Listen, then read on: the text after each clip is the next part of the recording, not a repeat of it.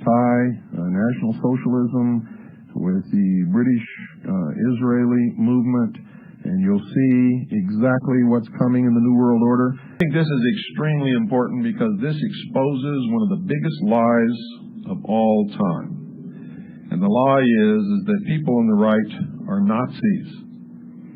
You see, scales have to measure two opposing values.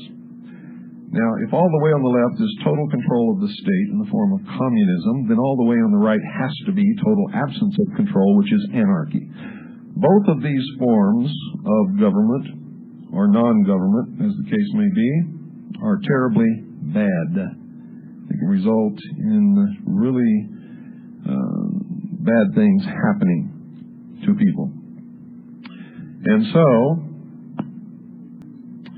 the people who administer the control don't want everyone else to know that.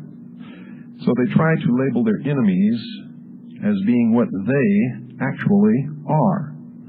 The truth is, folks, contained in this letter written by Mr. Rutherford, and I'm going to read it to you right now. I read it on Friday night, and I want you to pay very close attention. During the past several months in the American press, the Democrats have frequently denounced the Republicans as Nazis due to their attempt to control runaway federal spending. How very ironic. I remember the Nazis. Let me share with you a little about them and recall some of their exploits. First of all, Nazi was gutter slang for the verb to nationalize. The Baader-Meinhof gang gave themselves this moniker during their early struggles. The official title of the Nazi Party was, and listen closely to this, folks, the National Socialist Workers' Party of Germany. Hitler and the Brown Shirts advocated the nationalization of education, health care, transportation, natural resources, manufacturing, distribution, and law enforcement. Hitler came to power by turning the working class, unemployed, and academic elite against the conservative republic.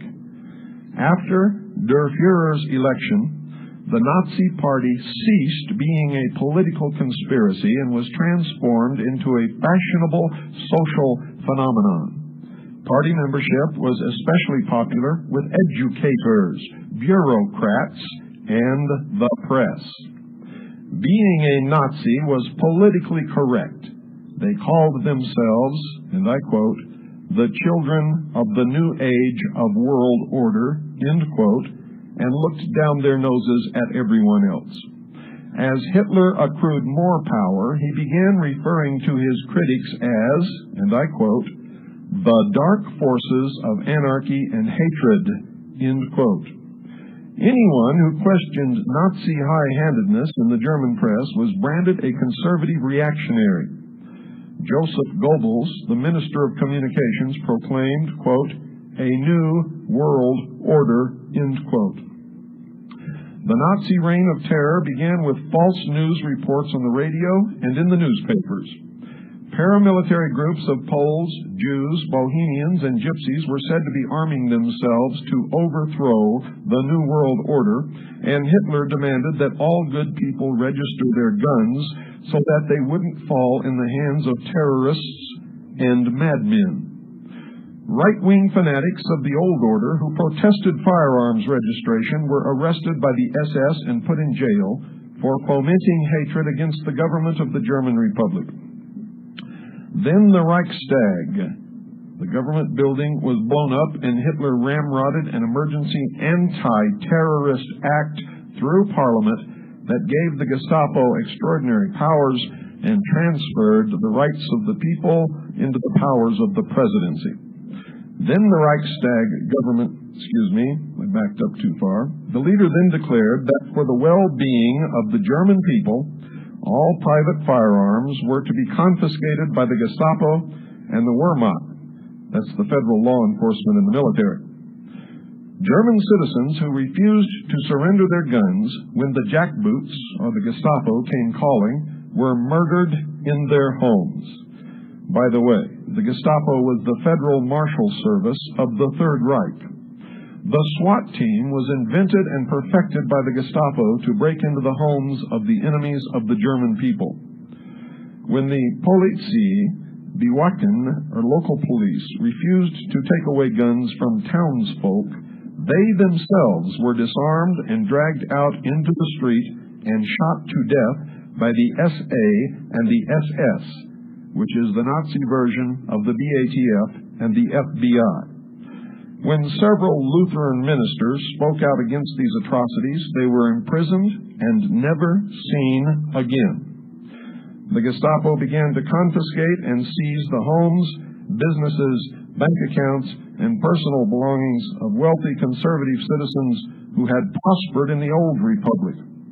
Pamphleteers who urged revolt against the Nazis were shot on sight by national law enforcement and the military.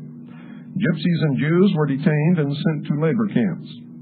Mountain roads throughout Central Europe were closed to prevent escape of fugitives into the wilderness and to prevent movement and concealment of partisan resistance fighters. Public schools rewrote history, and Hitler youth groups taught children to report their parents to their teachers for anti-Nazi remarks. Such parents disappeared. Pagan animism became the state religion of the Third Reich, and Christians were widely condemned as right-wing fanatics. Millions of books were burned first, and then people, millions of them, burned in huge ovens after they were first gassed to death. Unmarried women were paid large sums of money to have babies out of wedlock, and then given medals for it. Evil was declared as being good, and good was condemned as being evil. World order was coming, and the German people were going to be the peacekeepers. Yes, indeed. I remember the Nazis, and they weren't Republicans. They were socialists, and they were monsters. Signed, Thomas Colton Rutherford, Arlington. Also, folks, it is amazing to me how people fall into these deceptions of believing these things. If you're on the right, you want less government, less control, less interference, more freedom for everyone. The farther you go to the right, the less control you want, until finally you get to a position where there is no control, and that is a terrible state to be in. And the opposite is true as you go toward the left.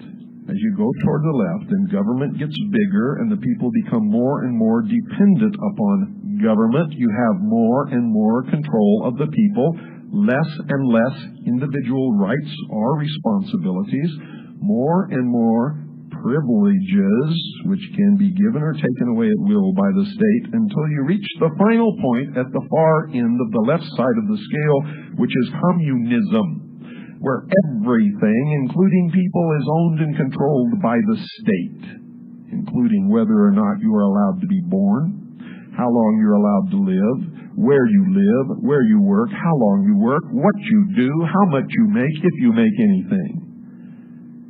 And if you don't believe that, get your head out of that hole in the ground, look around, and figure it out for yourself.